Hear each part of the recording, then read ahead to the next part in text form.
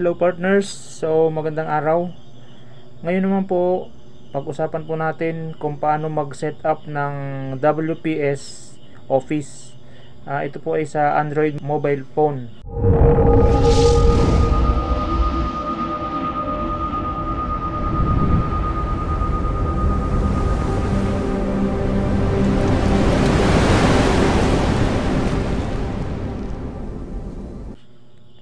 So, ano po ba ang ibig sabihin ng WPS? Ito po ay Writer, Presentation, and Spreadsheet. So, yan po ay dating Kings of Office, no? So, yan po, WPS or Writer, Presentation, and Spreadsheet. Marami po kasi although marunong gumamit ng WPS sa mobile nga, no? WPS Office, pero hindi po nila alam kung paano i-set up yung tamang pagse-set up ng page, no, ng document, mga settings. Kaya kapag meron po silang mga kunyari i-print na nila yung kanilang document, pagka transfer nila sa laptop or sa PC, so naiiba po yung pinaka-settings, yung pinaka-setup ng kanilang document, nag-iiba, no? Katulad ng mga indentation, yung mga spacing, yung margin.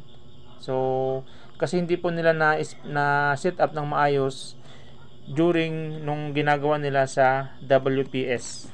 So yun po yung pag-aralan natin kung paano natin ma-set up ng maayos yung ating document sa WPS Office. So, pero bago po ang lahat, una natin gagawin ay i-set up muna natin yung pinaka-theme ng ating WPS Office.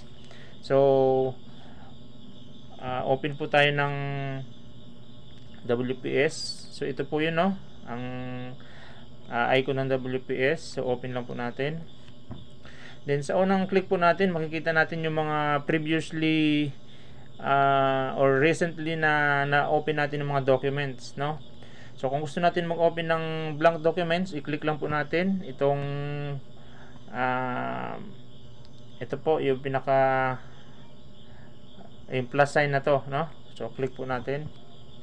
Then ang WPS Office po ay parang Microsoft Office din, no? Meron din siyang, so ipakita ko sa inyo, meron siyang docs, document, or yan po yung kung sa ano, yun po yung Word, yung PowerPoint, no?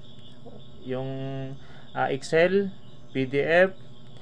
So may AirPage, may memo, may text, scanner. So yan po, may PDF edit. So yan po yung mga apps ng WPS, no? So hopefully mapag-aralan po natin lahat yan. Okay? So open po tayo ng isang blank document. I-click lang po natin tong docs, no? Then may mga presets po dito, no? May mga templates ng document na pwede nating magamit, depende po sa pangangailangan natin or kung anong gagawin natin sa document. But for now, open lang po tayo ng blank, no? Yan, blank. So sabi ko nga po, ang pag-aaralan po natin una ay yung kung paano mag-set up ng theme or pinaka screen color po ng ating WPS, para habang ginagamit po natin ang ating cellphone sa WPS ay yun yung gusto po nating kulay ng screen yung ating nakikita. So yun po unahin natin. Okay?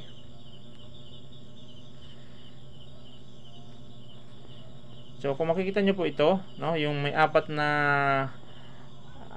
parang apat na box, no, yan po yung menu. So i-click lang po natin yan.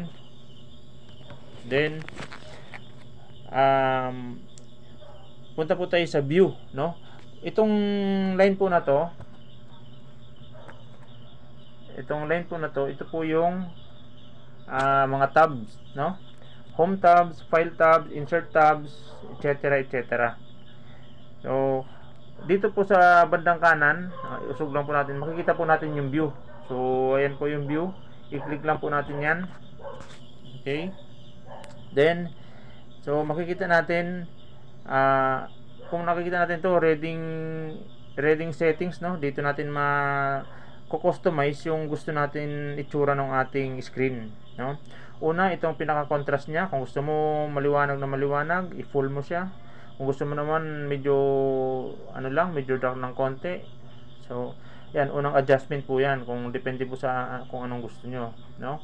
Or kung ilalagay mo naman po sa auto, no, so ang mismong cellphone na or ang mismong screen na ang bahala kung gaano siya mag-a-adjust. Pero mas maganda kung tayo po ang mag-a-adjust, so depende po sa gusto natin, no. Then screen always on, so gusto mo bang laging naka-on ang screen, no. So mas maganda kung tulad po nito, nag-screen recording tayo, dapat po naka-screen always on. Pero kung hindi naman po, mas okay din na hindi siya naka-on, para in case na hindi siya ginagamit ay automatic siyang mamamatay. Okay?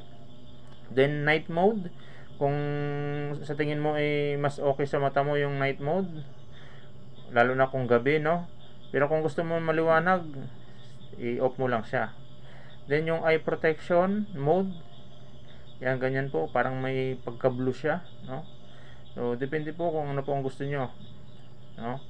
So sa ngayon po, let ko lang ano ko lang sa white, no. Then page background, ito po yung pinaka kulay mismo ng ating page. So kung titingnan po natin, gusto mo gray, yan blue, or orange. Then pag click nyo po itong tatlong dot, meron pa po yung ibang mga kulay. So depende po kung anong po gusto mong maging kulay ng inyong background, no, yung pinaka page background. So kung okay lang sa'yo na puti lang. Then so yun lang naman po, no. So kung gusto mo ba set mobile view as default, so iset lang po kung ano po yung gusto. Then gusto mong rotate screen, gusto mo mong naka landscape siya, nakahiga, or gusto mo nakatayo. So depende po sa gusto mo, iset nyo lang po yan. So yan lang po kung paano mag-set up ng theme or ng pinaka page color or pinaka screen color po ng ating cellphone habang gamit natin ang WPS. So see you next video. Thank you very much.